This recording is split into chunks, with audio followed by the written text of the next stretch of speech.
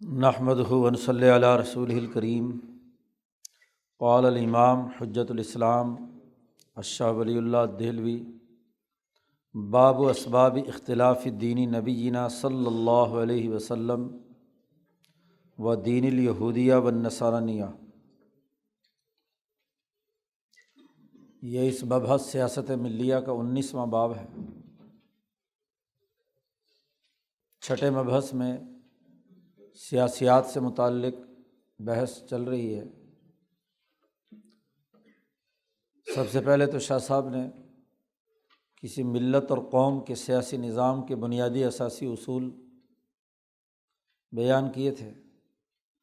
جو تمام اقوام عالم میں یکساں طور پر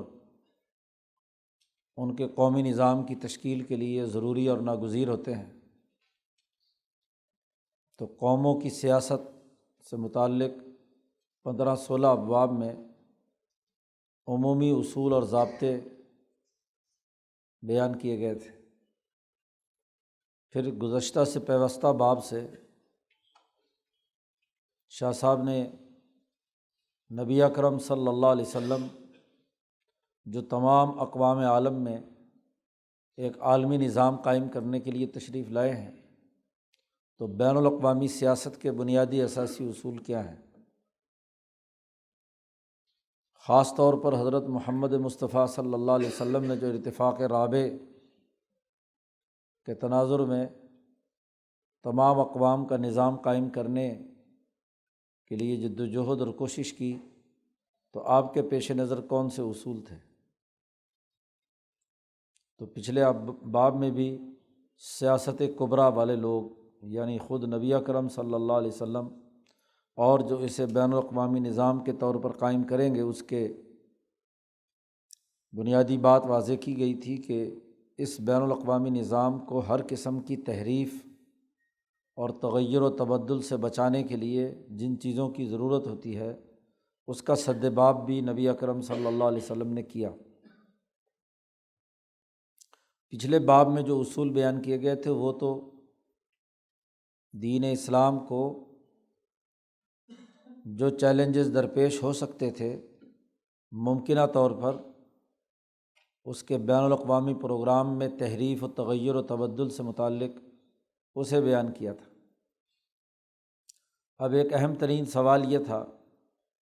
کہ نبی اکرم صلی اللہ علیہ وسلم بھی ملت ابراہیمیہ حنیفیہ کی اساس پر بین الاقوامی پروگرام رکھتے ہیں۔ باقی مذاہب سے اس کا اختلاف یا باقی اقوام سے اس کا اختلاف تو سمجھ میں آتا ہے، لیکن یہودی اور نصرانی جو مذاہب ہیں یہ بھی تو ابراہیمی ہیں، یہ بھی ابراہیم علیہ السلام کی اولاد بنی اسرائیل میں آئے ہیں۔ تو ان سے ہمارے دین کا، ہمارے نبی کے دین کا کیا اختلاف ہے؟ اس اختلاف کے بنیادی اسباب کیا ہیں؟ گویا کہ پچھلے باب میں تو ان تمام چیزوں کا سد باب کیا گیا تھا جو دین میں کسی بھی طرف سے آ سکتے تھے، چاہے وہ ہندو مت ہو، سائبین ہوں، دوسری اقوام کے قومی مزاج سے متعلق چیزیں ہوں، دوسری ملتوں سے ہوں، ملت مجوس ہے، ملت نجوم ہے، وغیرہ وغیرہ، ملت طبیعیین ہے، کسی بھی طرف سے آ سکتے تھے۔ ان کا 7 اصول پچھلے باب میں بیان کیے تھے، اور یہاں فرق بیان کرنا چاہتے ہیں کہ وہ بین الاقوامی تحریک جو حضرت ابراہیم سے شروع ہوئی تھی، جس کا ایک مرحلہ بنی اسرائیل کی صورت میں، یہودی اور نصرانی دینوں کی صورت میں دنیا میں آیا تھا، اس میں اور اس بین الاقوامی پروگرام میں جو حضور صلی اللہ علیہ وسلم لائے ہیں، ان میں کیا فرق ہے، اس کے اختلاف کے بنیادی اسباب کیا ہیں، یہ اس باب میں 19ویں باب میں شاہ صاحب زیر بحث لا رہے ہیں۔ اس کے لیے شاہ صاحب نے بنیادی علمی قاعدے اور ضابطے پہلے وضع کیے ہیں، اور 3 بنیادی فرق بیان کیے ہیں کہ جو فرق کرتے ہیں یہودیت اور اسلام کی تعلیمات میں۔ اعلم، علمی طور پر یہ بات جان لینی چاہیے کہ ان الحق تعالی اذا بعث رسولا فی قوم فاقام الملۃ لہم علی لسانہ، کہ اللہ تبارک و تعالیٰ جب کسی رسول کو کسی قوم میں بھیجتے ہیں، بعثت ہوتی ہے، اور وہ رسول آ کر اپنی زبان میں اپنی ملت قائم کرنے کے لیے، اس قوم کا ملی نظام بنانے کے لیے جد و جہد اور کوشش کرتے ہیں۔ نبی اکرم صلی اللہ علیہ وسلم ہوں یا اقوام عالم کے انبیاء اور رسل ہوں، جب بھی وہ اپنی ملت قائم کرتے ہیں تو ظاہر ہے کہ وہ جو زبان، جو تہذیب، جو ثقافت اس وقت موجود ہوتی ہے، جس قوم کی طرف بھی وہ رسول بھیجا گیا ہے، وہ اسی زبان میں گفتگو کرتے ہیں، اسی کے مطابق ساری بات چیت ہوتی ہے۔ فَإِنَّهُ لَا يَتْرُكُ فِيهَا عِوَجًا وَلَا أَمْتًا، نبی کی انقلابی جد و جہد سے اس قوم کے اندر جتنی کمزوریاں، کجیاں یا نشیب و فراز ہوتے ہیں وہ سب ختم کر دیے جاتے ہیں۔ عدل و انصاف کا بہتر نظام،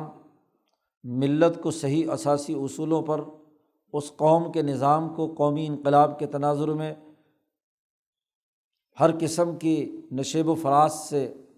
ختم کر کے ایک بہتر اور عمدہ نظام قائم کر دیا جاتا ہے۔ ثم انہم تنزل روایات عنہ، پھر وہ رسول اور پیغمبر اپنی قوم میں جو نظام بناتے ہیں تو ان کے بعد آنے والے اپنے نبی کی وہ تعلیمات آگے منتقل کرتے ہیں، وہ روایت آگے چلتی ہے۔ اور وَيَحْمِلُهَا الْحَوَارِيُّونَ مِنْ أُمَّتِهِ كَمَا يَنبَغِي، ان کے جو حواریین ہوتے ہیں، یعنی اس نبی کے جو تمام صحابہ کہہ لیں، مخلص اور محبین ہوتے ہیں، جو واقعتاً اس نظام کے اندر رنگے ہوئے لوگ ہوتے ہیں، تو وہ ایک زمانے تک تو اس کے مطابق کام کرتے ہیں۔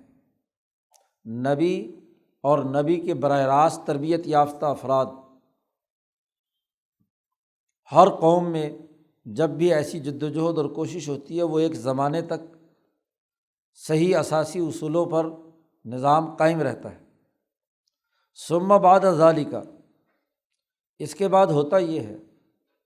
کہ اگلی نسلوں میں نااہل لوگ ان کے خلیفہ اور جانشین بن جاتے ہیں۔ ثم بعد ذالک یخلف خلف یحرفونہا، ایسے نالائق اور نااہل لوگ آ جاتے ہیں جو اصل دین اور اس کے نظام میں تحریف پیدا کرتے ہیں۔ اور تحریف کی بڑی بنیادی وجہ پیچھے شاہ صاحب نے بیان کی ہے کہ جب اس انقلاب کے آنے کے بعد 50-100 سال کے دورانیے میں حکومتی نظم و نسق، اقتدار اور مالی وسائل وہ جب مرکزی جماعت کے قبضے میں آتے ہیں تو پھر ان کی جو آگے آنے والے نسل ہیں جو اصل دین کو چھوڑ کر سیاسی طاقت اور معاشی طاقت کا غلط استعمال کرتے ہیں۔ کسریٰ ایران میں یہی ہوا، قیصر روم کے ہاں یہی ہوا، بنی اسرائیل کی پوری تاریخ اس کی گواہی دیتی ہے۔ دنیا کی اقوام عالم کی تاریخ کا مطالعہ کر لو، جہاں بھی مصلحین آئے، انقلابی آئے، انہوں نے انقلابات برپا کیے تو وہ 50-60 سال 100 سال بالکل صحیح رہتے ہیں، اس کے بعد اس طاقت کا استعمال کے نتیجے میں اس میں خرابیاں پیدا ہونا شروع ہوتی ہیں۔ وہ اصل دین میں تحریف کرتے ہیں، وَيَتَحَاوَنُونَ فِيهَا، اور اس میں سستی اور تہاون اور ان بنیادی اقدار کی اہمیت ان کے اندر کم ہو جاتی ہے۔ تہاون کی تعریف پیچھے شاہ صاحب نے کی تھی، الاستخفاف۔ وَيَنْقُصُونَ مِنْهَا وَيَزِيدُونَ فِيهَا، اس پروگرام میں خواہشات اور مفادات کے تحت کہیں کمی کر دیتے ہیں اور کہیں اپنی طرف سے اضافہ کر دیتے ہیں۔ خود قرآن حکیم نے انبیاء کا پورا واقعات بیان کرنے کے بعد سورۃ مریم میں کہا ہے کہ فَخَلَفَ مِن بَعْدِهِمْ خَلْفٌ أَضَاعُوا الصَّلَاةَ وَاتَّبَعُوا الشَّهَوَاتِ فَسَوْفَ يَلْقَوْنَ غَيًّا۔ حضرت زکریا علیہ السلام سے لے کر حضرت موسیٰ اور ادریس، ان انبیاء کا پورا تذکرہ کرنے کے بعد کہا کہ ان کے بعد ان کے وارث نااہل لوگ ہوئے اور انہوں نے نمازیں ضائع کر دیں اور خواہشات کے پیچھے دوڑ پڑے۔ تو جب ان انبیاء کا اگلا زمانہ ان کے متبعین کا آتا ہے تو اس میں خرابی پیدا ہوتی ہے۔ فلا تکون حقا صرفا، اس کے نتیجے میں وہ پروگرام جو اس ملت کا ہوتا ہے وہ خالص حق کے طور پر باقی نہیں رہتا، بل ممزوجاً بالباطل، بلکہ باطل کے ساتھ مکس اپ ہو جاتا ہے۔ حق اور باطل، جس کو قرآن نے کہا لا تلبسوا الحق بالباطل، حق کو باطل کے ساتھ مکس اپ مت کرو۔ اور اس کی دلیل یہ جو علمی قاعدہ شاہ صاحب نے بیان کیا ہے، اس کی دلیل قرآن حکیم کی وہ آیت تو ہے ہی، لیکن یہاں حدیث بیان کی ہے، وہو قولہ صلی اللہ علیہ وسلم، وہ نبی اکرم صلی اللہ علیہ وسلم کی یہ حدیث ہے۔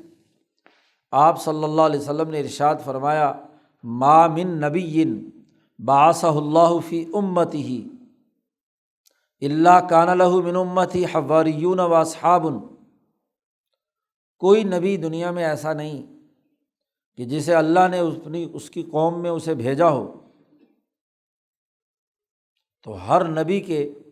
اس کی امت میں سے کچھ حواری ہوتے ہیں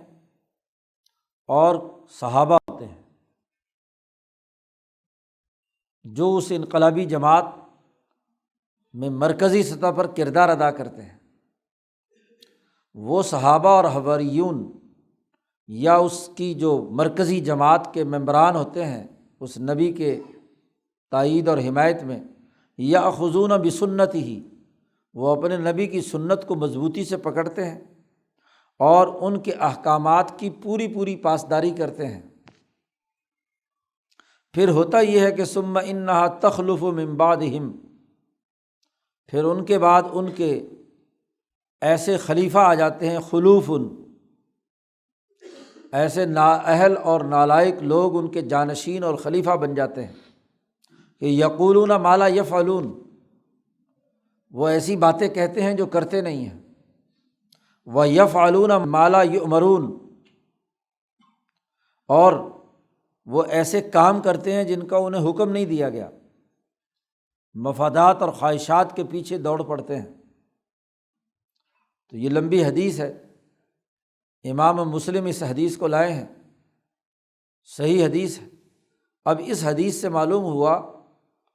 کہ ہر نبی کے جو اپنے تربیت یافتہ براہ راست اصحاب ہوتے ہیں یا ان کے بعد اگلے مرحلے میں ان کے سچے متبعین ہوتے ہیں، وہ تو صحیح راستے پر رہتے ہیں، لیکن جیسے جیسے وقت گزرتا ہے تو ان میں تحریفات پیدا ہونا شروع ہو جاتی ہیں۔ یہ حضور صلی اللہ علیہ وسلم نے اپنی آمد سے پہلے کا زمانہ جو انبیاء اقوام میں قومی انقلابات برپا کرنے والے تھے ان کا ایک نقشہ کھینچا ہے۔ وَهَذَا الْبَاطِلُ، یہ جو باطل حق کے ساتھ مکس اپ ہوتا ہے، اس کی دو صورتیں ہوتی ہیں، منہ اشراک جلی و تحریف صریح۔ ایک تو واضح طور پر وہ شرک اور کفر میں مبتلا ہو جاتے ہیں، بعد میں آنے والے لوگ مشرک بن جاتے ہیں، اور وہ شرک بھی ایسا ہوتا ہے جو کھلے عام، اللہ کے ساتھ دوسری طاقتوں کو شریک ٹھہرانے لگتے ہیں، اور جو نبی تعلیم لے کر آئے ہیں اس تعلیم کے اندر صراحتاً تحریف کرتے ہیں، واضح بالکل نظر آتی ہے۔ ایسی حرکت جب ہوتی ہے کسی قوم کے اندر تو یاخذون علیہ علی کل حال، تو ان کا مواخذہ ہر حال میں کیا جاتا ہے، چاہے کوئی دوسرا نبی آ کر ان کی تحریف یا شرک کے بارے میں ان کو واضح طور پر ہدایت دے یا نہ دے، ہر حال میں شرک بہت بڑا جرم ہے، شرک جلی، اور دین میں ایسی تحریفات جو بالکل واضح طور پر ہر ایک کو معلوم ہے تو اس پر تو مکمل مواخذہ ہوتا ہے۔ ہر وقت، مثلاً عیسیٰ علیہ السلام سے لے کر حضور صلی اللہ علیہ وسلم کے درمیان 550 سالہ دورانیے میں اگر عیسیٰ علیہ السلام کے حواریین کے بعد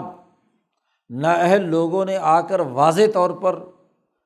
عیسیٰ کو اللہ کا بیٹا قرار دے کر یا خدا مان کر تسلیم کر کے چلنا شروع کر دیا تو ان کا مواخذہ ضرور ہوگا، خواہ حضور بعد میں آنے والے نبی ان پر حجت تمام کریں یا نہ کریں۔ اور دوسری صورت یہ ہوتی ہے منہ اشراک خفی، ایسا شرک جو مخفی ہے، ظاہری طور پر پتہ نہیں چل رہا، و تحریف مضمر، دین کے نظام میں ایسا تغیر و تبدل کہ جو ظاہری طور پر تو محسوس نہیں ہو رہا لیکن پوشیدہ طور پر موجود ہے۔ دوسری نوعیت خرابی کی یہ ہوتی ہے، یہ دوسرے درجے کی جو خرابیاں ہیں، لا یؤاخذ اللہ بہ حتی یبعث الرسول فیہم، اللہ تعالیٰ اس وقت تک اس کا مواخذہ نہیں کرتا جب تک کہ یبعث الرسول فیہم، رسول کو ان میں مبعوث نہ کیا جائے۔ جب رسول کی بعثت ہوتی، بعد میں آنے والا رسول، فیقیم الحجہ، وہ ان پر دلیل قائم کرتے ہیں اور ان کے جو شکوک و شبہات، جو اس کے اندر مخفی چیزیں موجود ہیں، اس کو وہ کھول دیتے ہیں۔ لیحییٰ من حی عن بینۃ، وہ جو زندہ ہے تو دلائل کی بنیاد پر اس کو زندہ کرے، اور جو ہلاک ہونا ہے وہ بھی دلائل کی بنیاد پر ہلاک ہو۔ دو نوعیتیں اس کے اندر پیدا ہوتی ہیں۔ آپ صلی اللہ علیہ وسلم سے پہلے تمام اقوام عالم میں جتنے انبیاء آئے ہیں، ان پر جو جو کتابیں نازل ہوئیں یا صحیفے یا ہدایات آئیں، تو عام طور پر حواریین اور اصحاب کے بعد نااہل لوگ آ گئے اور انہوں نے یا شرک جلی کیا یا شرک خفی کیا۔ یہ دو خرابیاں ان کے اندر پیدا ہوئیں۔ پھر ہوتا کیا ہے؟ شاہ صاحب کہتے ہیں فَإِذَا بُعِثَ فِيهِمُ الرَّسُولُ، جب ان میں اگلا، ان کے بعد آنے والا جب رسول مبعوث ہوتا ہے تو رَدَّ كُلَّ شَيْءٍ إِلَىٰ أَصْلِهِ، تو وہ ہر چیز کو اپنے اصل اصول کی طرف واپس لوٹا دیتا ہے۔ اس میں جو کمیاں کوتاہیاں، جو مسائل پیدا ہوتے ہیں، تو ان تمام کو وہ دور کر کے جو اصل اس کی شریعت یا اس ملت کی بنیادی اساسی اصول ہیں ان کو زندہ کیا جاتا ہے۔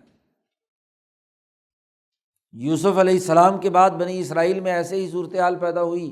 تو موسیٰ علیہ السلام نے آ کر اس کو اصل اصول پر قائم کر دیا۔ موسیٰ علیہ السلام کے بعد خرابیاں آئیں تو داؤد علیہ السلام اور سلیمان علیہ السلام نے اسے اصل اس پر قائم کر دیا۔ ان کے بعد خرابیاں آئیں تو عیسیٰ علیہ السلام نے یہی کام کیا۔ عیسیٰ علیہ السلام کے بعد ایسی خرابیاں پیدا ہوئیں تو حضرت محمد مصطفیٰ صلی اللہ علیہ وسلم نے آ کر ان تمام خرابیوں کو دور کر کے اصل ملت ابراہیمیہ حنیفیہ کو زندہ کر دیا۔ اب اس تغیر و تبدل جو آ کر رسول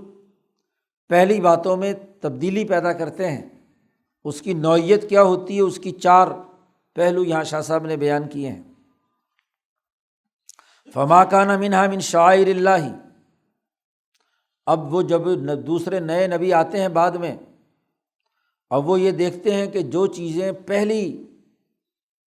قوموں میں، پہلے انبیاء کی تعلیمات میں جو اللہ کے شاعر ہیں، ان شاعر میں کسی قسم کا کوئی شرک وغیرہ داخل نہیں ہوا، یا عبادات کے طور طریقے ہیں ان میں کوئی تغیر و تبدل نہیں ہوا، و طرق الارتفاقات، یا ارتفاقات کے طریقے ہیں، التی ینطبق علیہا القوانین الملیہ ابقاہا، وہ ارتفاقات جن پر ملی قوانین پورے منطبق ہوتے ہیں، ارتفاقات بھی صحیح ہیں، ارتفاق اول سے لے کر ثالث تک، تو وہ نبی آ کر جو شعائر، جو عبادات کے طور طریقے، اقترابات جنہیں کہنا چاہیے، اور جو ارتفاقات کے طور طریقے ہیں، اگر وہ صحیح ملی قوانین کے مطابق ہیں تو نئے آنے والے نبی اسی کو باقی رکھتے ہیں، ابقاہا۔ اور اگر ان میں کوئی چیز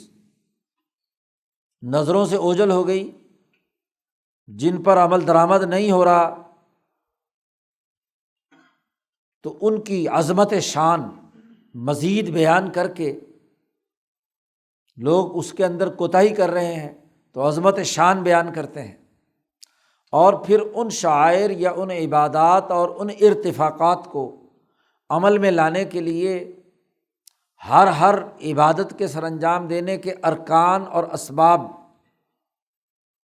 وہ بھی متعین کر دیتے ہیں، یعنی ان کا سسٹم بنا دیتے ہیں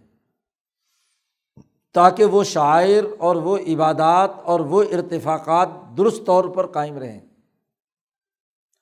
کیونکہ سسٹم جب نہیں ہوتا تو ہر آدمی من مانی کر کے ان کا جو مرضی مطلب نکال لے۔ تو جیسے پیچھے تفصیل کے ساتھ شاہ صاحب نے بات واضح کی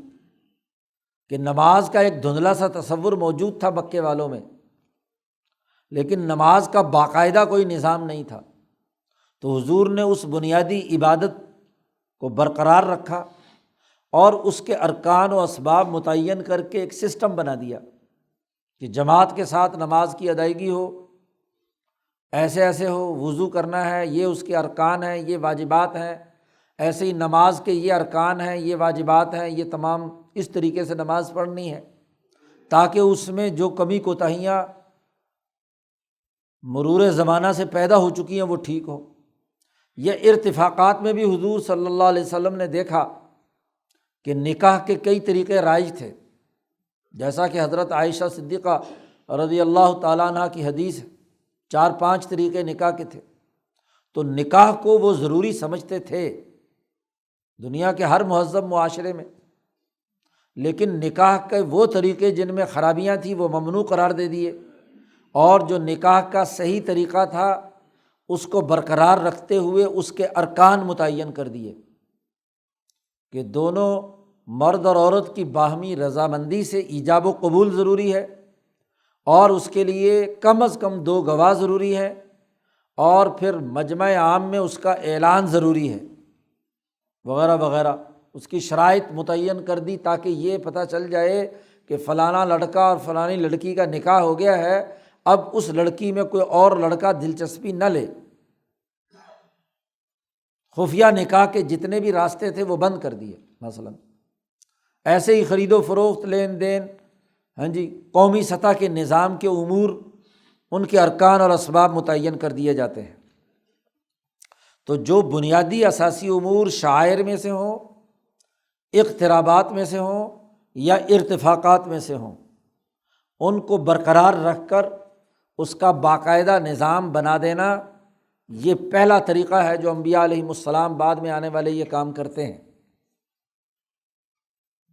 وما کان من تحریف و تہاون، اور اگر اس اصل ملی قوانین سے ہٹ کر کچھ چیزیں تغیر و تبدل کے ذریعے سے اس میں تحریف کر دی، یا جن میں کوتاہی اور کمزوری پیدا ہو کر سستی آ گئی، تہاون پیدا ہو گیا، تو اب طلح اس کو آ کر وہ نبی مٹا دیتے ہیں، اور وہ بینا، اور بڑے کھلے طور پر یہ بات بیان کر دیتے ہیں کہ انہ لیس من الدین، کہ یہ باتیں دین کی نہیں ہیں،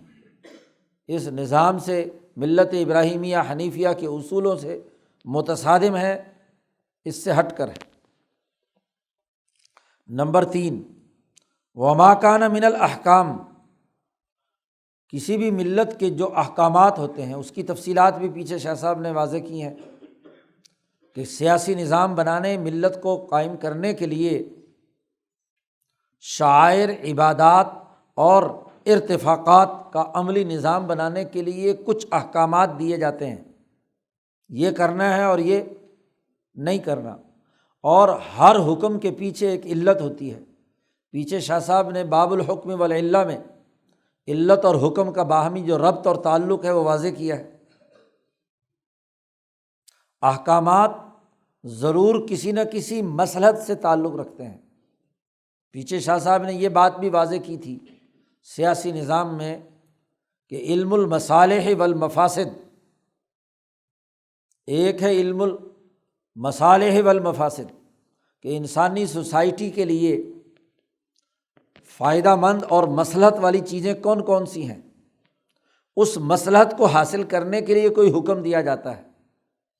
اس مصلحت کو سامنے رکھتے ہوئے کسی حکم کی علت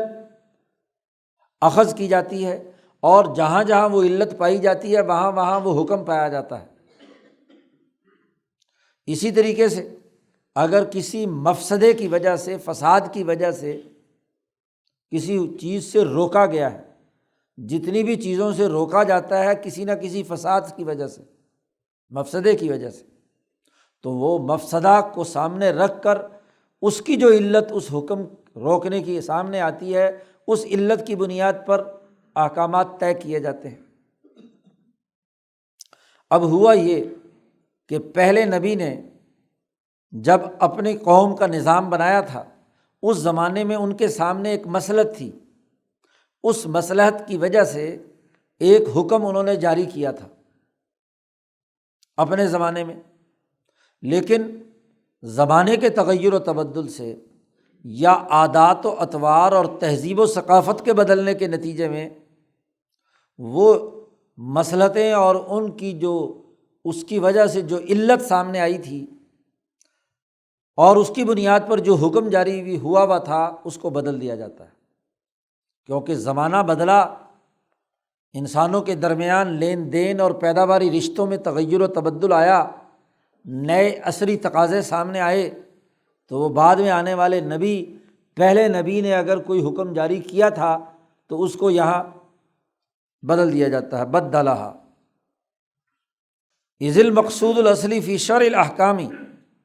اس لیے کہ احکامات کو نافذ کرنے میں بنیادی مقصود اصلی تو وہ مصلحتیں تھیں، ان مصلحتوں کو پورا کرنے کے لیے ہی ان کے مضان اور ان کی علل، اس کا عنوان اختیار کیا گیا تھا۔ تو اگر وہ مصلحت ہی ختم ہو گئی تو وہ علت نہیں رہی، جب علت نہیں رہی تو وہ حکم نہیں رہا، اس لیے اس کے اندر جو تغیر و تبدل وہ کرتے ہیں۔ گویا کہ شعائر، عبادات اور ارتفاقات، ان میں تو وہی اصل بنیادی چیزیں برقرار رکھی جاتی ہیں، ان میں اگر کوئی اضافہ ہوا ہے تو اس کو سرے سے بدل دیتے ہیں، تحریف و تغیر و تبدل اگر ہوتا ہے۔ لیکن وہ ذیلی احکامات جن کے نتیجے میں اس قانون پر عمل درآمد کرنے کا سسٹم بنایا گیا ہے، وہ چونکہ مصلحتوں کی بنیاد پر ہوتا ہے تو مصلحتیں زمانے کے بدلنے سے بدل جاتی ہیں، اس لیے اس کو وہ نئے آنے والے نبی اسے بدل دیتے ہیں۔ وَرُبَمَا كَانَ شَيْءٌ، بسا اوقات ایک چیز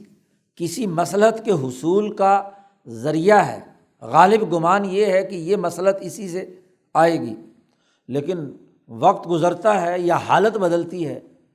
تو بسا اوقات اس کے بعد وہ مظنہ نہیں رہتا، وہ علت اس کی بن نہیں سکتی۔ ایک مثال سے شاہ صاحب نے بات سمجھائی، جیسا کہ مثلاً بخار کی علت اصل میں کیا ہے، انسانی جسم میں بخار کیوں ہوتا ہے؟ اس لیے ہوتا ہے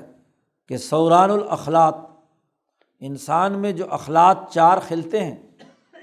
سودا، صفرا، خون، بلغم، ان کے اندر جوش پیدا ہوتا ہے، ان میں سے کسی ایک میں یا دو میں یا تین میں، ان کا تناسب جسم میں بگڑ جاتا ہے تو اس کے نتیجے میں حرارت پیدا ہوتی ہے کہ وہ جو خلط ایک ہے وہ خراب ہو گئی، فاسد ہو گئی، بلغم زیادہ بڑھ گیا مثلاً جسم میں تو بخار ہے۔ اب بخار نے کرنا کیا ہے کہ اس بلغم جو پیدا ہوا ہے اس کو وہ جلاتا ہے، جسم سے خارج کرنے کے لیے خود کار سسٹم کے تحت جسم میں بخار ہوتا ہے۔ یا اسی طریقے سے کوئی بخار گرمی کی وجہ سے ہوا، کسی اور وجہ سے ہوا، تو اصل تو بنیادی چیز انسانی جسم کے اخلاط کا جو توازن ہے وہ بگڑ جانا ہے، وہ بگڑتا ہے تو بخار ہوتا ہے۔ اب ہوا کیا کہ طبیب صاحب نے اس کے لیے کچھ بنیادی علت تلاش کی اور اس کو، اس بخار کو اس در منسوب کر دیا۔ مثلاً انہوں نے کہا کہ جناب آپ کو یہ بخار ہے تو علت انہوں نے تلاش کی کہ کل مشی فی الشمس، اس بخار والے سے پوچھا بھی کیا کھایا تھا کیا پیا تھا، اس کی ہسٹری لی جاتی ہے۔ تو اگر مثلاً اس نے کہا کہ جی میں زیادہ مدت تک دھوپ میں رہا، دھوپ میں چلتا رہا، اب ایک آدمی کو لو لگتی ہے، گرمی شدت کی ہو اور وہ برداشت نہیں کر پاتا، تو اس لو لگنے کے نتیجے میں بھی بخار ہوتا ہے۔ تو اس نے کہا کہ لو لگنا علت ہے بخار پیدا کرنے کی۔ یا اسی طریقے سے بخار اس وقت بھی ہوتا ہے کہ جب حرکت المتعبہ، تھکا دینے والا آدمی کام کرے، اپنی طاقت سے زیادہ صبح سے شام تک اس نے مسلسل کام کیا، اعضاء جوڑ ہلنے لگے، اور اس تھکاوٹ کی وجہ سے جسم کا جو بیلنس ہے وہ خراب ہو گیا، تو یہ بھی علت۔ یا یہ کہ کسی نے کوئی غذا ایسی کھائی ہے جو اس کے مزاج سے متصادم تھی یا گلی سڑی ہوئی تھی، خراب تھی، وتناول الغذاء الفلانی، فلاں غذا کھانے کے نتیجے میں اس کو کیا ہے، بخار ہو گیا۔ اچھا، اب آپ دیکھیے کہ اطباء نے یہ 2 3 4 علتیں بیان کی کہ جب آدمی بہت زیادہ تھک جاتا ہے مثلاً تب بھی بخار ہوتا ہے، دھوپ میں مسلسل چلے تو اس کی وجہ سے بھی بخار ہوتا ہے، غذا غلط کھا لے تو تب بھی کیا ہے، بخار ہو جاتا ہے۔ لیکن وَيُمْكِنُ أَن تَزُولَ، یہ ممکن ہے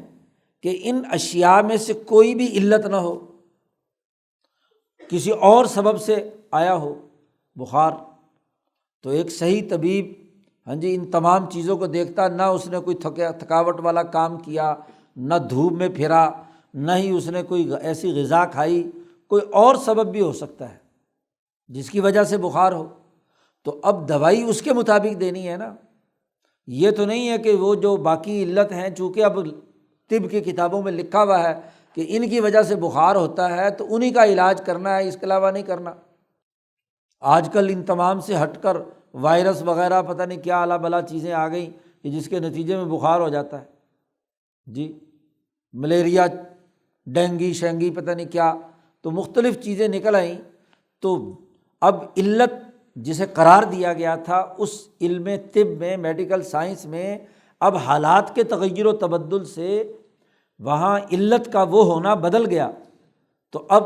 دوسری دوائی دی جائے گی نا، اس کو حکم دوسرا دیا جائے گا۔ تو جیسے یہاں طبیب کا کام ہے علاج معالجہ کرنا،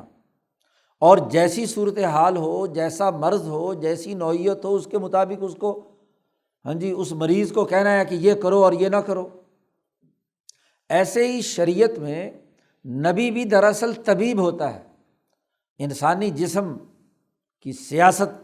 کرتا ہے، جیسے طبیب کی سیاست انسانی جسم کے لیے ہوتی ہے۔ سیاست کا مطلب ہے نقص سے نکال کر کمال تک پہنچانا، مرض سے نکال کر صحت کی طرف لانا۔ تو جیسے طبیب جو انسانی جسم کا طبیب ہے، وہ جسم کو مرض سے نکال کر حالت صحت میں لاتا ہے۔ پیچھے ارتفاقات کی بحث میں آپ پڑھ چکے ہیں کہ جو ریاست اور ملک ہوتا ہے وہ بھی ایک شخص کے مانند ہوتا ہے، اور وَلَهُ حالتٌ، اس کی حالت جو ہے حالت صحت بھی ہوتی ہے اور حالت مرض بھی ہوتی ہے۔ اور جو سائنس ہوتا ہے، سیاست دان ہوتا ہے، یا ملک کا نظم و نسق چلانے والا حکمران ہوتا ہے، وہ ذمہ دار ہوتا ہے کہ اس شخص کو جو ملک کی وحدت کے طور پر موجود ہے، اس شخص کی صحت کو بحال کرے اور اس کے مرض کو دور کرے، اسی کو سیاست دان کہتے ہیں۔ تو نبی بھی اپنی قوم کا سیاست دان ہوتا ہے، جو حضور نے خود فرمایا کہ کانت بنو اسرائیل تسوسہم الانبیاء، بنی اسرائیل کی سیاست ان کے انبیاء کرتے تھے۔ اور سیاست یہی ہے کہ اپنے دور میں اپنی قوم کا جو مرض ہے اس مرض کو دور کرنا، معروضی حالات کا جائزہ لینا۔ سیاست دان وہ نہیں ہوتا کہ ماضی میں کوئی تجربہ ہوا تھا یا کوئی لکھے ہوئے کتابوں میں قوانین اور ضابطے تھے، اب بس اس کو ہر حال میں اپلائی کرنا ہے، چاہے اس سوسائٹی پر وہ لاگو ہوں یا نہ ہو، اور اس سے وہ مرض کا علاج ہوتا ہو یا نہ ہو۔ جیس کی ایک بڑی مثال ہمارے جیسے غلام معاشروں میں الیکشن کا وہ فرسودہ ظالمانہ نظام ہے، جو اس لیے جی برطانیہ میں ہے اس لیے تمہارے ہاں بھی یہ ہونی چاہیے۔ برطانوی معاشرہ جو 200 سال پوری دنیا کی دولت لوٹ کھسوٹ کر کے معیشت کی ترقی کے جس راستے پر ہے، تعلیم و تربیت کے ذریعے سے جس ماحول پر ہے، وہاں اگر وہ اپنے لیے ایک ڈسپلن جمہوریت کے نام پر، الیکشن کے نام پر رچائے تو ہو سکتا ہے کہ وہاں اچھے نتائج دیتا ہو۔ لیکن ایک غلام معاشرہ پستی کی حالت میں، جہاں 70-80% لوگ جاہل ہیں، نہ انہیں حقوق کا علم ہے نہ کچھ، ان کا ووٹ ان کا جاگیردار خرید کر ڈلواتا ہے، ان مزدوروں کا ووٹ وہاں کا سرمایہ دار صنعت کار اپنے مفادات کے لیے ڈلواتا ہے۔ وہاں یہ کہنا کہ اس طرح کی جمہوریت سے لوگ منتخب ہو کر جائیں گے، وہ تو سارے فراڈیے ہوتے ہیں، جاگیردار ہوتے ہیں۔ جی، وہ پاکستان کا ایک حکمران کہا کرتا تھا کہ جمہوریت اور الیکشن اپنے اپنے حالات کے مطابق ہوتی ہے، ہم یہاں اس طرح کی جمہوریت کے متحمل نہیں ہو سکتے کہ یہاں کا جاگیردار اور وڈیرا جمہوریت کے نام پر اسمبلیوں میں آ کر بیٹھ جائے اور ذاتی مفادات کے لیے لوگوں کے استحصال کرے۔ یہاں تو ایک سخت ڈسپلن والے نظم و نسق کی ضرورت ہوتی ہے۔ تو حالات کے بدلنے سے چیزیں بدلتی ہیں، اس لیے کہ سیاسیات کی کتابوں میں جمہوریت جمہوریت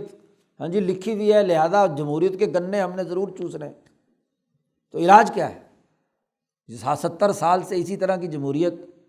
جی بنی ہوئی ہے۔ اب بیچاری عراق کی پارلیمنٹ جتنے مرضی قوانین منظور کرے کہ امریکہ یہاں سے نکل جائے گا، اس کے پلے ہے کیا؟ وہ سارے کے سارے تو دم چھلے رہے ہیں پیسے دے کر، امریکہ کے بل بوتے پر تو اسمبلی میں آ کر بیٹھے رہے ہیں، ان کی کیا طاقت ہے، کیا حیثیت ہے اس کی؟ تو بات یہ ہے کہ سیاست پیش آمدہ حالات اور معروضی تقاضوں کے مطابق سوسائٹی کے جو مسائل ہیں، حالت مرض ہے، اس کو دور کرنے کا نام ہے۔ اس کے لیے جو طریقہ کار بھی اختیار کرنا پڑے وہ کیا جا سکتا ہے۔ نبی آ کر یہ کام کرتے ہیں۔ تیسرا اور چوتھا کام یہ ہے کہ ما کان انعقد علیہ اجماع الملأ الاعلی فیما یعملون و یعتادون، جو بھی نبی جب نیا آتا ہے تو ہر نبی پر جو کتاب نازل ہو یا صحیفہ ہو یا کوئی وحی نازل ہو تو وہ دراصل اس دور کے تقاضے کے مطابق ملأ اعلیٰ کے اجماع سے، اجماعی فیصلے جو وہاں کی مقدس پارلیمنٹ کرتی ہے، وہ جبرائیل علیہ السلام اس نبی پر لے کر آتے ہیں، فرشتہ وہ وہی لے کر آتا ہے۔ تو جس پر بھی ملأ اعلیٰ کا اجماع ہو چکا ہے، لوگ جو عمل کرتے رہے ہیں، جس کی عادت ہے ان کو، یا جن پر ان کے علوم پختہ ہو چکے ہیں اور وہ ان کی نفوس میں وہ چیز گہرائی میں داخل ہو چکی ہے، تو جو چیز ملأ اعلیٰ کے اجماع سے ثابت شدہ ہوتی ہے، زادہ اس کا اضافہ کرتے ہیں۔ مثلا نماز کی بات ہے،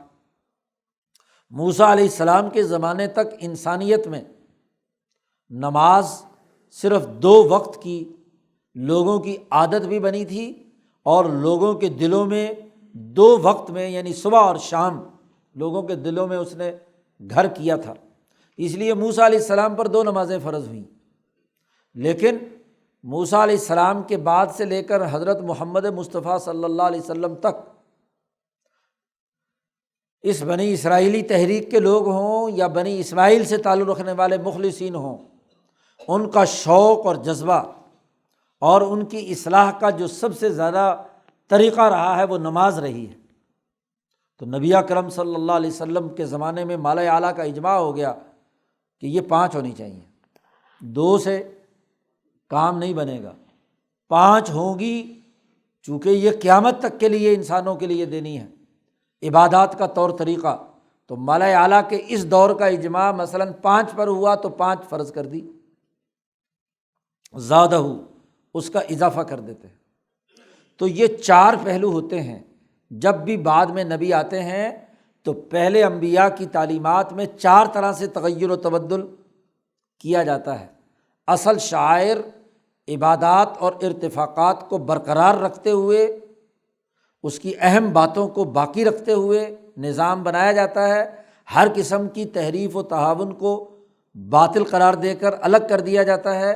وہ احکامات جن پر عملی نظام بننا تھا وہ جس مسلط کی وجہ سے ہے، اگر مسلط بدل گئی تو حکم میں بھی تغیر و تبدل آ جاتا ہے۔ اس کی تفصیلات اگلے باب میں آ رہی ہیں جس کا تعلق نسخ سے ہے کہ کون سی چیز منسوخ ہوتی ہے، تو اسباب نسخ کیا ہے وہ اگلا باب، یہ جو تیسرا نمبر ہے اس کی مزید تفصیلات وہاں آ رہی ہیں۔ اور جو بالکل نئی بات جس پر ملأ اعلیٰ کا اجماع ہو گیا کہ اس دور کی انسانیت کے لیے یہ ضروری ہے، اور ملأ اعلیٰ کا اجماع کیوں ہوتا ہے اس کی وجہ بھی شاہ صاحب نے بیان کی ہے کہ لوگ اس کام کی طرف ذوق و شوق کے ساتھ بڑھتے ہوئے عمل کرتے ہیں، اس کو عادت بنا لیتے ہیں، اور ان کا علمی سطح بھی اس پر پختہ ہو جاتی ہے۔ فیما یبسط علیہم علومہم، اور وہ ان کے نفوس میں وہ چیز داخل بھی ہو جاتی ہے، اس لیے اس کو اضافہ کر دیا جاتا ہے۔ شاہ صاحب اس کی کچھ باتیں بیان کرتے ہیں۔ وقان الانبیاء علیہم السلام، انبیاء علیہم السلام جو ہمارے نبی حضور صلی اللہ علیہ وسلم سے پہلے گزرے ہیں، انہوں نے یزیدون، انہوں نے اضافے ہی کیے ہیں، ہر نبی کے دور میں آگے اضافے ہی ہوئے ہیں۔ ولا ینقصون ولا یبدلون الا قلیلا، انہوں نے پچھلے نبی کی تعلیمات میں کمی اور تغیر و تبدل بہت کم کیا ہے۔ زیادہ تر حضور سے پہلے کے جو انبیاء ہیں، ہر نبی نے آنے کے بعد کچھ مزید چیزوں کا اضافہ کیا۔ مثلاً فزاد ابراہیم علیہ السلام علی ملت نوح علیہ السلام اشیاء من المناسک و اعمال الفطرہ، ابراہیم علیہ السلام نے ملت نوح جو تھی، نوح علیہ السلام سے لے کر ابراہیم تک انسانیت کا دوسرا دور ہے، اس دور میں جو ملت تھی صحیح انبیاء کی، اس میں اضافہ کیا، مناسک حج بھی اور اعمال فطرت بھی۔ یہ جو 10 اصول ہیں جی، اصول فطرہ جنہیں کہا جاتا ہے، ہاں جی، وہ جو سورۃ انعام میں گزرے ہیں، تو یہ اصول اور ضابطے اضافہ کیے ہیں ابراہیم علیہ السلام نے ملت نوح پر۔ وہاں تو صرف شرک سے روکا گیا تھا اور حقوق انسانیت کی بنیادی بات اجمالی طور پر کہی گئی تھی۔ ابراہیم علیہ السلام نے آ کر مزید تفصیل بیان کر دی، والدین کے حقوق ہیں، اولاد کے حقوق ہیں، اسی طرح پورا تولنا، پورا ناپنا وغیرہ وغیرہ وغیرہ۔ ایسے ہی موسیٰ علیہ السلام نے آ کر ملت ابراہیم کے جو اصول تھے ان میں مزید کچھ چیزوں کا اضافہ کیا۔ جیسے مثلاً موسیٰ علیہ السلام کے ہاں تورات میں اونٹ کا گوشت کھانا حرام قرار دے دیا گیا، ہفتے کے دن والی چھٹی اور اس دن میں شکار کا حرام کرنا واجب قرار دے دیا گیا، یا اسی طریقے سے جو زنا کا ارتکاب کریں ان کو سنسار کرنے کا حکم بھی موسیٰ علیہ السلام نے بیان کیا، تورات میں آ گیا وغیرہ ذالک۔ ونبینا صلی اللہ علیہ وسلم، اور ہمارے نبی حضرت محمد مصطفیٰ صلی اللہ علیہ وسلم نے زادہ و نقص و بدل 3 کام کیے۔ ہاں جی، گزشتہ انبیاء جو تھے انہوں نے تو صرف 2 کام ہی کیے کہ انہوں نے اضافہ کیا، بلکہ ایک کام کیا، اضافہ کیا، ہاں جی، کمی اور تغیر و تبدل بہت تھوڑا کیا، نہ ہونے کے برابر۔ لیکن حضرت محمد مصطفیٰ صلی اللہ علیہ وسلم چونکہ تمام اقوام عالم کی طرف مبعوث ہوئے ہیں، تو بین الاقوامی نظام قائم کرنے کے لیے یہ ضروری تھا کہ کل انسانیت کے امراض کا علاج کرنے کے لیے کہیں نسخے میں اضافے کی ضرورت ہے، تو اضافہ بھی فرمایا آپ نے جی۔ جیسا کہ سورۃ بنی اسرائیل میں جو اصول 10 تورات میں بیان کیے گئے تھے، اس پر 3-4 مزید اصولوں کا اضافہ 13-14 اصول اس میں بیان کر دیے بنی اسرائیل میں۔ تو نبی اکرم صلی اللہ علیہ وسلم نے آ کر حقوق انسانیت میں مزید 3-4 اصولوں کا اضافہ کیا۔ مولانا سندھی نے پورا ہاں جی موازنہ کر کے واضح کیا ہے الہام الرحمن میں کہ تورات میں یہ چیزیں ہیں یا تھیں، اور یہ چیزیں قرآن میں آئیں، اور ان میں یہ اضافہ ہے جو تورات میں نہیں ہے۔ تو اس طریقے سے کیونکہ بین الاقوامی نظام قائم کرنا ہے تو اضافہ بھی فرمایا، اور کچھ چیزوں میں تبدیلی بھی کی، جی کمی بھی کی، ناقصہ جو پہلے تھی اور بعد میں آپ نے اس کے اندر کمی کر دی کہ یہ نہیں ہے۔ جیسے ان کے ہاں موسیٰ علیہ السلام کی شریعت میں کپڑے پر کوئی چیز گندگی لگ جاتی تو دھونے وونے کا کوئی تصور نہیں تھا، کپڑا کاٹ کر پھینکنا پڑتا تھا، جی تو اس کو آ کر یہاں نبی اکرم صلی اللہ علیہ وسلم کی شریعت میں حکم دے دیا گیا کہ نہیں، دھو دو، کپڑا صاف کر لو، تو بس ٹھیک ہے، اتفاق ہو گیا۔ تو پچھلی والی باتوں کے جو سختی تھی احکامات کی، اس میں کمی کی آپ نے۔ اس کی تفصیلات اگلے باب میں آئی رہی ہیں جہاں نسخ کی بحث ہے۔ اور وبدلا، اور آپ صلی اللہ علیہ وسلم نے تبدیلیاں بھی بہت ساری کیں۔ کیوں؟ اس لیے کہ حضور سے پہلے کے جو انبیاء تھے وہ اپنی اپنی خاص قوم کی طرف مبعوث ہوئے تھے،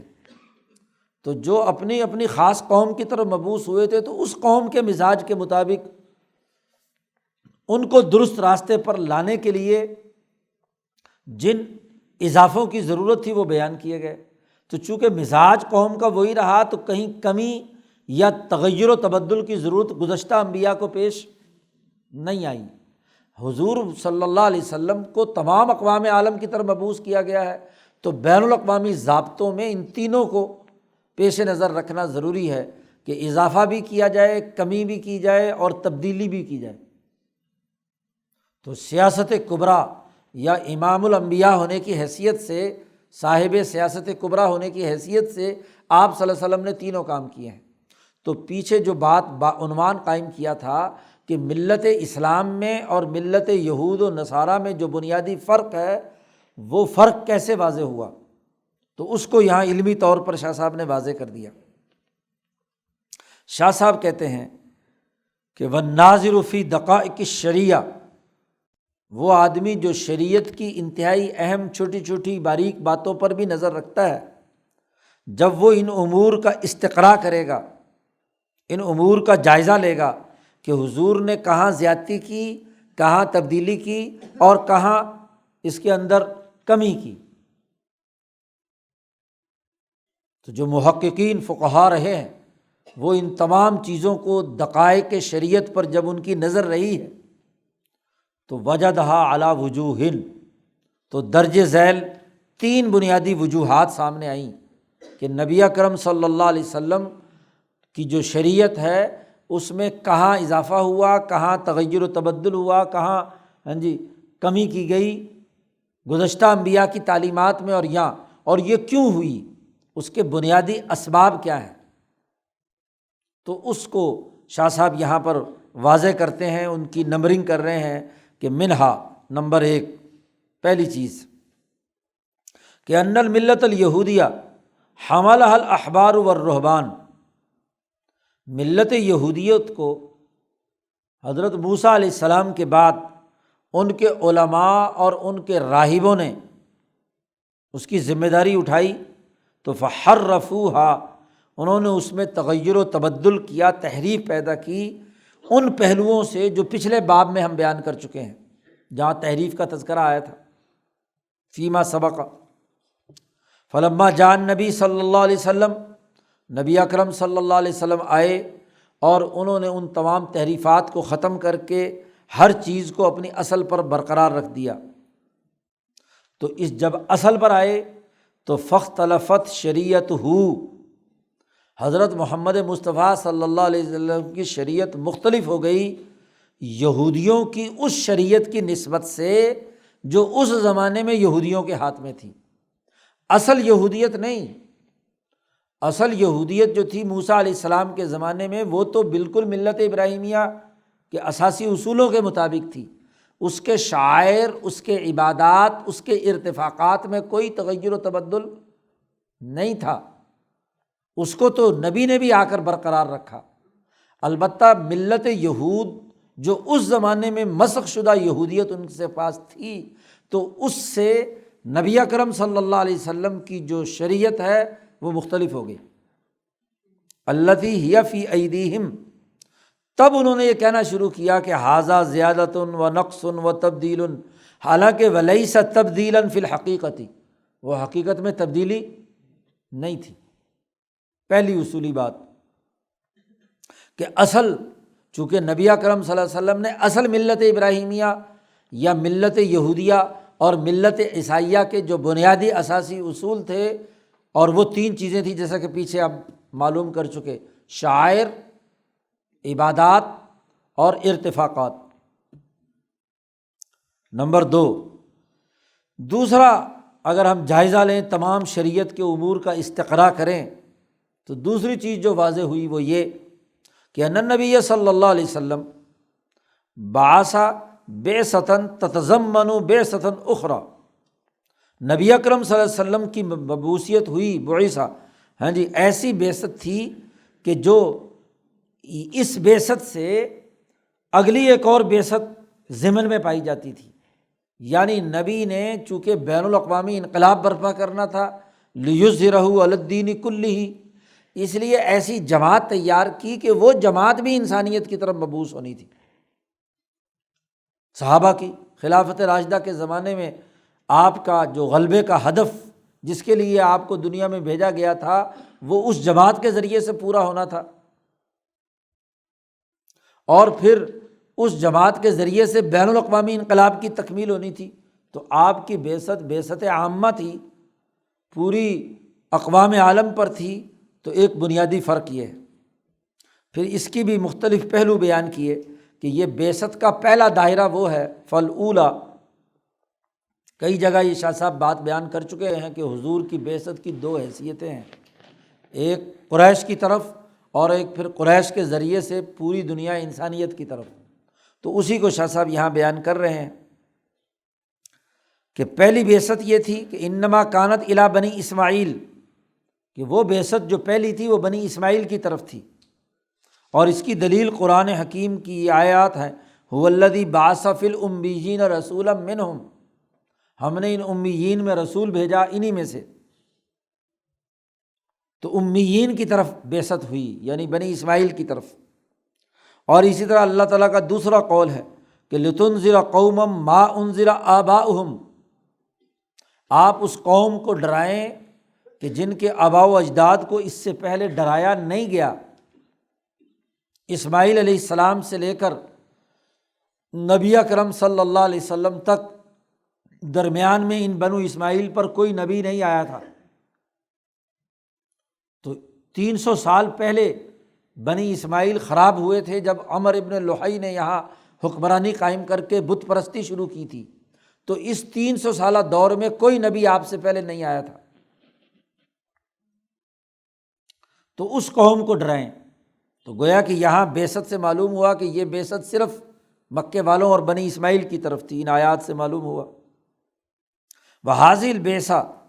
یہ جو بعثت تھی یہ تقاضا کرتی تھی کہ آپ صلی اللہ علیہ وسلم کی شریعت کا جو بنیادی میٹیریل ہے، مادہ ہے، وہ ما عندہ من الشعائر،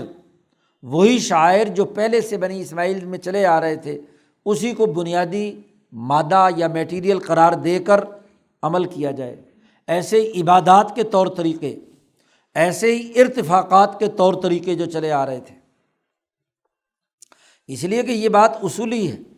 پیچھے بھی شاہ صاحب اس کی تفصیل واضح کر چکے ہیں کہ اذ الشرع، شریعت کا بنیادی مقصد کسی قوم کے پاس جو چیز موجود ہے اس کی اصلاح کرنا ہوتا ہے، لا تکلیفہم،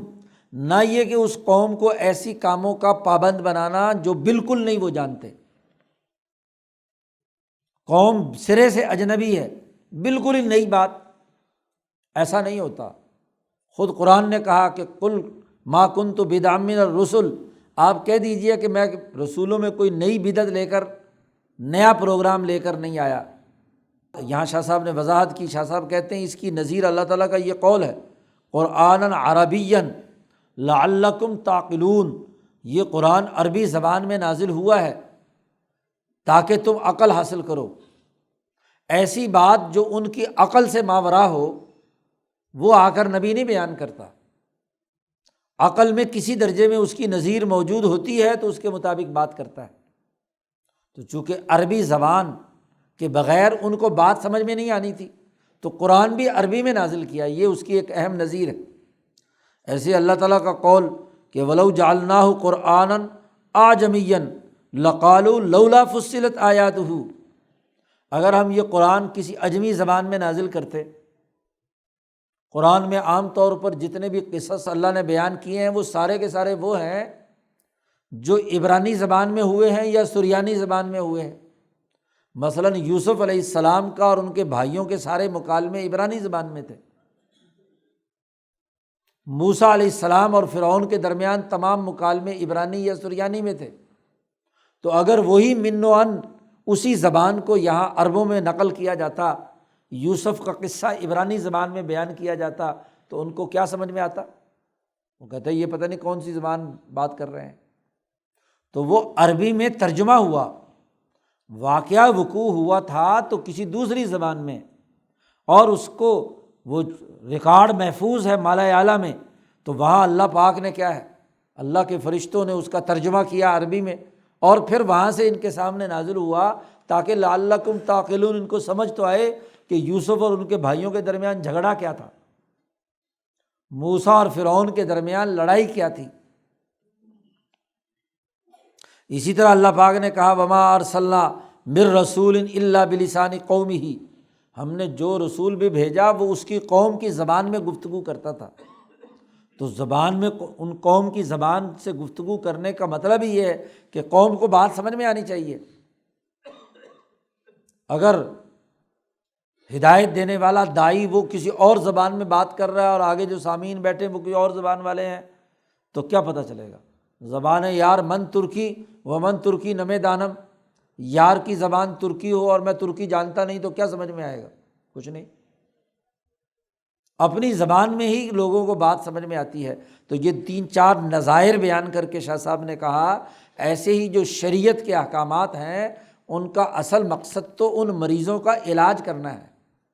اور اگر مریض کو بات سمجھ ہی نہیں آئی تو علاج کیا ہوگا؟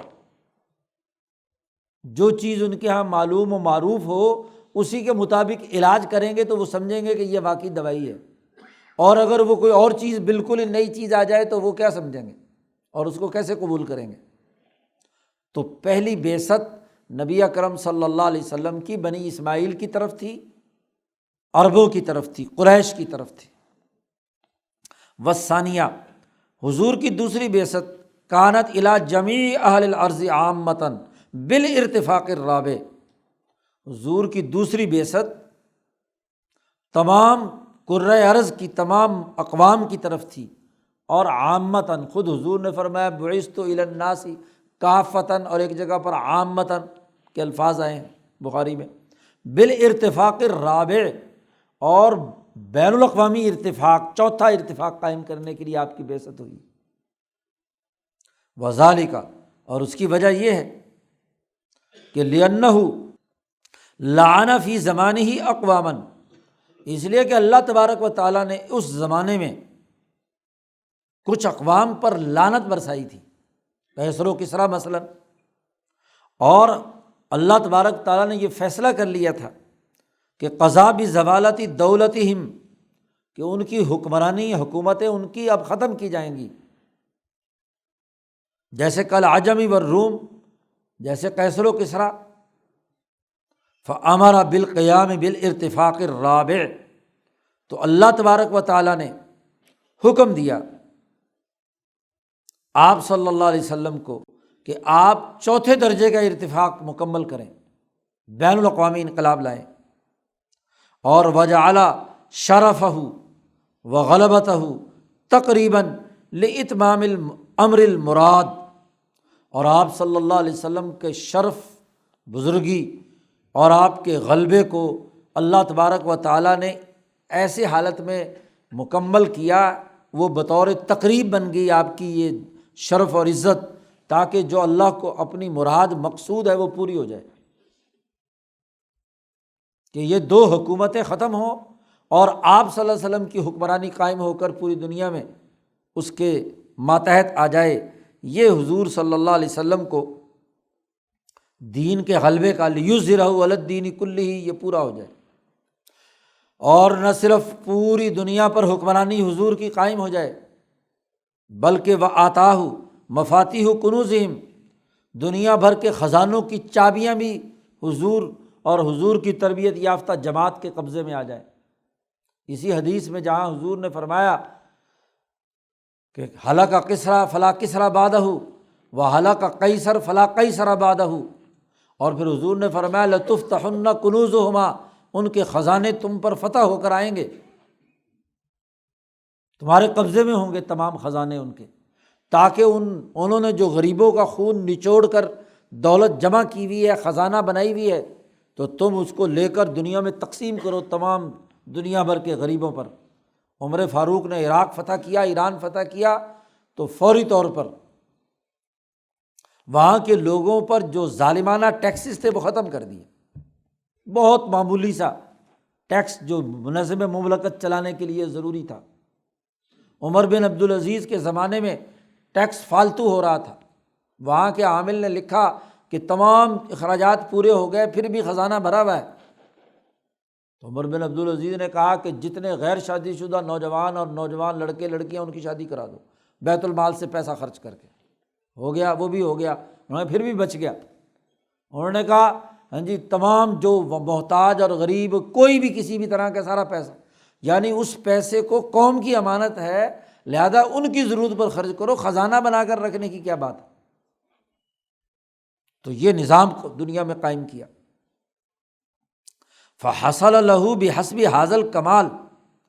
اور جب یہ لازمی ہوا کہ تمام خزانے آپ کے پاس آ گئے جی، اور تمام ارتفاق رابع کا بین الاقوامی نظام قائم کرنا ہے، تو اس کمال کے حصول کے لیے، خلافت کبریٰ کے قیام کے لیے ضروری ہوا کہ کچھ اور ایسے احکامات دیے جائیں بین الاقوامی نظام قائم کرنے کے لیے جو تورات میں نہ ہوں،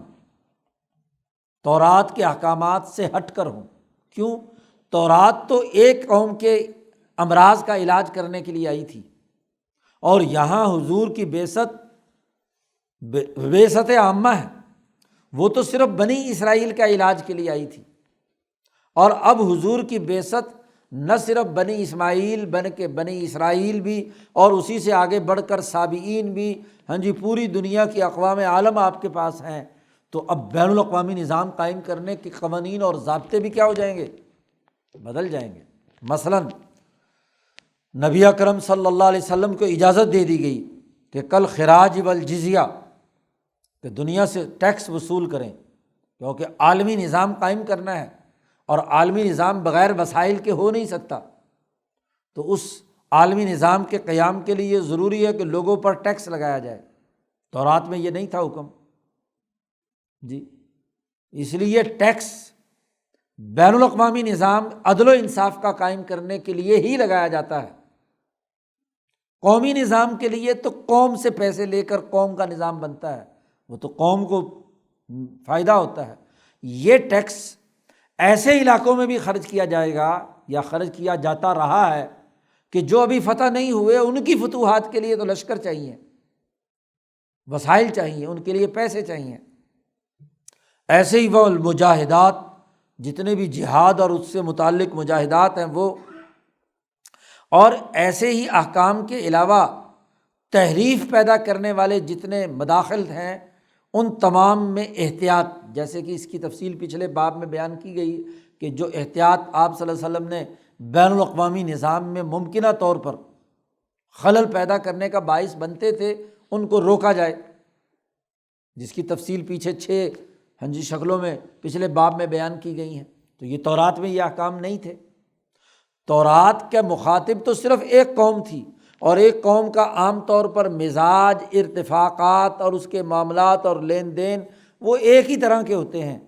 تو ان کا علاج کیا جا سکتا ہے۔ لیکن کہاں مشرق، کہاں مغرب، کہاں عرب، کہاں عجم، کہاں ایشیا، کہاں افریقہ، ہاں جی مزاج مختلف، زبانیں مختلف، حالات مختلف، تو بین الاقوامی نظام میں ہاں جی خلل واقع ہو سکتا تھا، تحریف ہو سکتی تھی۔ اس لیے اس تحریف کو روکنے کے لیے وہ پابندیاں لگائیں جو پیچھے ہاں جی پچھلے باب میں شاہ صاحب نے بیان کیے ہیں حضور صلی اللہ علیہ وسلم کی طرف سے۔ تو دوسرا بڑا بنیادی سبب یہودی دین میں اور نصرانی دین میں وہ قومی اور بین الاقوامیت کا فرق ہے کہ بین الاقوامی بعثت کی وجہ سے احکامات میں فرق پڑ گیا۔ جو تورات میں اور یہودیت اور عیسائیت میں نہیں تھے۔ تیسرا بنیادی فرق یہ ہے کہ انہ بعث فی زمان من فترۃ قد اندرست فیہ الملل الحق، نبی اکرم صلی اللہ علیہ وسلم کی بعثت ایک بڑے لمبے طویل زمانے کے بعد ہوئی ہے، اور اس زمانے میں جو اصل حق ملتیں تھیں وہ مٹ چکی تھیں۔ عیسیٰ علیہ السلام کے 550 سال بعد، جیسے آج ہی آپ نے فتح الرحمن میں پڑھا ہے، وہاں شاہ صاحب نے حاشیے میں بیان کیا ہے کہ حضرت فترت کے لفظ پر تشریح کرتے ہوئے کہ حضور صلی اللہ علیہ وسلم کی بعثت میں اور عیسیٰ علیہ السلام کی بعثت کے درمیان 560 سال کا فاصلہ تھا۔ جی وہاں شاہ صاحب نے فارسی میں یہ بات بیان کی ہے۔ تو اس 550 سال کے دورانیے میں جو اصل ملت حقہ تھی ابراہیمی تحریک کی، وہ مٹ چکی تھی، وہ حرفت، اس میں تحریف ہو چکی تھی، اور لوگوں پر تعصب کا غلبہ ہو چکا تھا، لوگوں کے اندر جھگڑے اور لڑائیاں، دنگا فساد زیادہ ہونے لگ گیا تھا۔ فکانوا لا یترکون ملتہم الباطلہ، تو اس 500 سال کے عرصے میں، 100 سال میں 3 سے 4 نسلیں گزرتی ہیں، 4 نسلیں بھی ہوں تو 500 550 سال میں 4 کے ساتھ ضرب دے لو، 20-25 نسلیں گزرنے کے بعد اصل دین کی حالت کیا رہے گی؟ وہ تو مسخ ہو چکا ہوگا۔ یہاں تو ابھی سامنے موجود ہو، آپ ایک آدمی سے ایک بات کہیں کہ ایسے کرنا ہے، اور اسے کہیں کہ اگلے کو جا کر یہ بتلا دو، تو وہ اگلے کو بتائے اور وہ اگلے کو بتائے، 5ویں تک بات پہنچتے پہنچتے ذرا 5ویں کو بلا کر پوچھو کہ کیا بات کہی ہے، تو وہ 5واں چھٹا جو ہے وہ بھول چکا ہوتا ہے کہ اصل بات کیا چلی تھی۔ تو یہاں تو 550 سال گزرے، تو وہ نسل در نسل جو بات آگے منتقل ہونی تھی تو وہ کیا ہے، منتقل نہیں ہوئی۔ تو اپنی باطل ملت کو چھوڑتے نہیں تھے، ولا عادات الجاہلیہ، اور نہ ہی وہ جاہلیت کی ان عادات کو ترک کرتے تھے۔ اسی وقت ہونا تھا الا بتاکید بالغ فی مخالفت تلک العادات، تو ان عادات کے مقابلے میں اس کی مخالفت میں بہت سختی کی جاتی، زیادہ تاکید کے ساتھ، زیادہ ڈسپلن قائم کرتے ہوئے اس چیز کو پابندی کے ساتھ کیا جاتا، تب ہونا تھا۔ تو چونکہ 500 سال سے انسانیت میں علوم ختم ہو چکے تھے، ملتوں میں تحریف ہو چکی تھی، اس لیے بہت سے ایسے احکامات ہیں شریعت محمدیہ میں کہ جو تورات اور انجیل میں نہیں ہیں، اور اس دین میں اس لیے آئے ہیں کہ تاکید پیدا کرنی تھی۔ یہ تیسرا بڑا بنیادی سبب ہے یہودیت اور عیسائیت اور اسلام کے درمیان فرق و امتیاز کے حوالے سے۔ فصار ذالک معدا لکثیر من الاختلاف، بہت سے اختلافات کا یہ تیسری وجہ بھی ہے جو یہودی ملت میں اور عیسائی اور دین اسلام کے درمیان ہے، یا عیسیٰ علیہ السلام کی ملت میں اور نبی اکرم صلی اللہ علیہ وسلم کے دین میں جو فرق پایا جاتا ہے، اس کی ایک وجہ یہ بھی ہے۔ تو گویا کہ 3 بنیادی چیزیں ہیں کہ اصل ملت کے شعائر، عبادات اور اتفاقات میں یہودیوں اور عیسائیوں نے تغیر و تبدل کیا تھا، نبی نے آ کر اس وقت کا مروجہ یہودیت یا مروجہ عیسائیت ہے اس کو بدل کر صحیح اصل ملت قائم کی، ایک اختلافی وجہ۔ دوسری بڑی اختلافی وجہ یہ ہے کہ حضور صلی اللہ علیہ وسلم کی بعثت بین الاقوامی نظام قائم کرنے کے لیے ہوئی ہے، ارتفاق رابع کے لیے ہوئی ہے، اس لیے اس کے تناظر میں بنیادی چیزیں طے کی گئیں، اور آپ صلی اللہ علیہ وسلم کے لیے بہت ساری، مثلاً یہی حدیث جس میں حضور صلی اللہ علیہ وسلم نے فرمایا ہے کہ میری بعثت تمام اقوام کی طرف ہوئی ہے، تو وہیں اس حدیث میں حضور نے فرمایا کہ 5 چیزیں میری خصوصیت ہیں، بخاری کی یہ روایت ہے، 5 چیزیں میری خصوصیت ہیں، اور ایسی مجھے 5 چیزیں عطا کی گئی ہیں جو مجھ سے پہلے کسی نبی کو نہیں دی گئیں۔ جیسے مثلاً یہی کہ مجھ سے پہلے نبی اپنی قوموں کی طرف مبعوث تھے، میں کل انسانیت کی طرف مبعوث ہوا ہوں۔ اب اس کے لیے اسی میں کہا گیا ہے کہ پہلی امتوں کے لیے مال غنیمت استعمال کرنا حلال نہیں تھا، اور میرے لیے احلت لی الغنائم، میرے لیے مال غنیمت جو ہے وہ حلال قرار دے دیا گیا۔ کیوں؟ کہ مال غنیمت کی طاقت سے ممالک فتح کرنے تھے، بین الاقوامی نظام قائم کرنا تھا، دور دراز تک حکومت قائم کرنی تھی، بین الاقوامی سیاسی نظام قائم کرنا تھا، خلافت کبریٰ، اس کے لیے وسائل چاہیے۔ اگر مال غنیمت کا استعمال حلال نہ ہو تو فوجیوں کی تنخواہیں کہاں سے آئیں گی؟ ان کی ضروریات کیسے پورا ہوں گی؟ فوجی نظم و نسق کیسے ہوگا؟ اسی طرح تیسری بات حضور نے وہاں یہ فرمائی کہ مجھ سے پہلے انبیاء کے لیے تو عبادت کے لیے مخصوص مسجد میں جا کر نماز پڑھنا ضروری تھا، اور میرے لیے کیا ہے؟ پوری جعلت لی الارض مسجدا و طہورا، میرے لیے پوری کرۂ ارض کو پاک بنا دیا اور سجدہ گاہ بنا دیا۔ جہاں بھی وقت آئے، مسجد ہو، عبادت خانہ ہو نہ ہو، بس قبلے کی طرف رخ کرو، اور جنگل میں ہو، صحرا میں ہو، اذان دو اور وہیں کیا ہے؟ نماز پڑھ لو۔ بین الاقوامی انقلاب کے لیے یہ ضروری ہے۔ اب دور دراز سے فوج دوسرے ملکوں کی طرف سفر کر رہی ہے، اب وہ کہاں مسجدیں تلاش کرتی پھرے کہ عبادت گاہ بنائے اور وہاں نماز پڑھے؟ وہ تو ہے نہیں۔ تو اب جہاد کا راستہ بین الاقوامی انقلاب برپا کرنا ہے تو اس کے لیے ضرورت ہے کہ جہاں بھی وقت ہو جائے بس اس وقت میں اذان دو اور نماز پڑھ لو۔ اور پھر اگلی خصوصیت بھی یہ، اب ایسے جنگل میں پانی شانی نہیں ہے تو میرے لیے یہ زمین پاک بنا دی گئی کہ بس اس کے اوپر ہاتھ مارو، تیمم کرو تو طہارت ہو گئی۔ جی پہلے والے لوگ تو اپنی اپنی قوم میں اور اپنے شہر میں ہیں، ارتفاق ثالث کے درجے کا انقلابات تھے ان کے، تو اپنے شہر میں اور اپنے ملک میں ہیں، اور شہر میں اگر ہیں تو پانی تو ہوگا نا، اس لیے ان کے لیے تیمم جائز نہیں تھا۔ ہمارے لیے تیمم جائز کر دیا اس لیے کہ انہوں نے جہاد کرنا ہے، بین الاقوامی نظام قائم کرنا ہے، انسانی سوسائٹی کا عالمی سطح کا نظام بنانا ہے، اس لیے کہا کہ جہاں بھی ہو، نہیں پانی ہے، سفر میں ہے، مٹی ہاتھ لگاؤ، وہ مٹی جس سے ناپاکی ہوتی تھی اسی مٹی کو پاک بنا دیا، تیمم کر لو۔ تو وہ خصوصیتوں کا تعلق بھی دراصل بعثت عامہ کے ساتھ ہے۔ جی اب جو لوگ ارتفاق رابع کی حیثیت سے نبی اکرم صلی اللہ علیہ وسلم کے بین الاقوامی انقلاب کے مشن کو نہیں سمجھتے، وہ ان آیات اور احادیث کا مطلب بھی نہیں سمجھ سکتے۔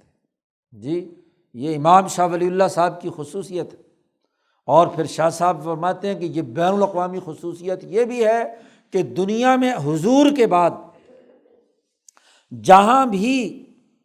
دنیا میں تغیرات و تبدلات ہوں گے تو ضرور حضور کی نبوت اور دین کے اثرات ضرور جھلکیں گے، اس کے اثرات ہوں گے۔ شاہ صاحب نے بذور بازغہ میں تفہیمات الہیہ میں کہا ہے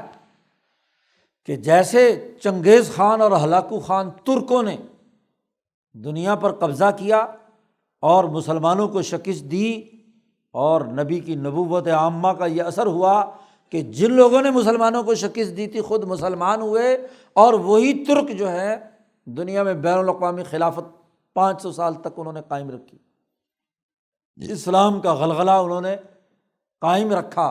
ترکوں نے۔ تو ہر نئی آنے والی نسل نے، جب عرب ناکارہ ہو گئے تو اجمیوں نے سنبھالا عباسیوں کے ساتھ مل کر، اور جب یہ اجمی بھی ناکارہ ہو گئے جو ایرانی تھے، تو پھر عثمانی ترکوں نے انہوں نے خلافت عثمانیہ قائم کر کے دین کے غلبے کا کام کیا۔ اور شاہ صاحب کہتے ہیں حضور کی اسی بین الاقوامی بعثت کا اثر میں یہ دیکھتا ہوں کہ اگلی ابھرنے والی نسل دنیا میں جو اس ایشیا اور اس علاقے کے اندر ہے، وہ اگر بالفرض ہندوستان پر ہندوؤں کا غلبہ ہو گیا، ان کو مکمل حکومت مل گئی، تو میرا پورا یقین ہے کہ وہ بھی مسلمان ہوں گے، اور وہ بھی حضور کی نبوت عامہ کا اثر ہوگا، مسلمان ہو کر وہ دین کے محافظ بن کر دین کے لیے کردار ادا کریں گے۔ تو آپ دیکھیے کہ یہ نبوت عامہ کا بین الاقوامی نظریہ جو امام شاہ ولی اللہ پہ پیش کرتے ہیں، اس سے بہت ساری آیات اور احادیث اور ان کے بہت سارے پہلو سمجھ میں آ جاتے ہیں۔ اور تیسری بات کا فرق یہ ہے کہ ایک لمبے عرصے کے بعد حضور آئے، اس لیے جو غلط سسٹم ہے اس کو توڑنے کے لیے سختی اور تائید کے جو قوانین آئے کہ جہاد کے ذریعے سے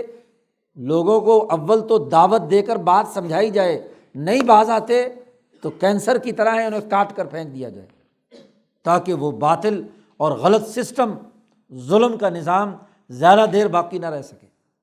تو یہ تین بنیادی اسباب ہیں جس کی وجہ سے ہمارا دین جو بین الاقوامی سیاست کے ہدف کے لیے آیا ہے اس کے اندر اور جو قومی دین یہودیت اور عیسائیت رہے ہیں ان کے درمیان فرق پایا جاتا ہے۔ اور اگر ملت ابراہیمیہ کے یہ دو دین یہودیت اور نصرانیت اس میں اور دین اسلام میں یہ فرق ہے تو باقی اقوام جتنی بھی ہیں ان کا فرق تو بہت ہی زیادہ کیا ہوگا، ان سے تغیر و تبدل زیادہ ہوگا، فرق ہوگا۔ اب یہاں جو تیسرا اصول ایک اور پیچھے بیان کیا تھا کہ مسلطوں کی تبدیلی سے احکامات میں نسخ ہوتا ہے، تو اس نسخ کے اس پہلو کو واضح کرنے کے لیے شاہ صاحب نے اگلا باب بیان کیا ہے، باب و اسباب النسخ۔ انشاءاللہ اگلے بدھ کو پڑھیں گے۔ اللہم صلی علی محمد۔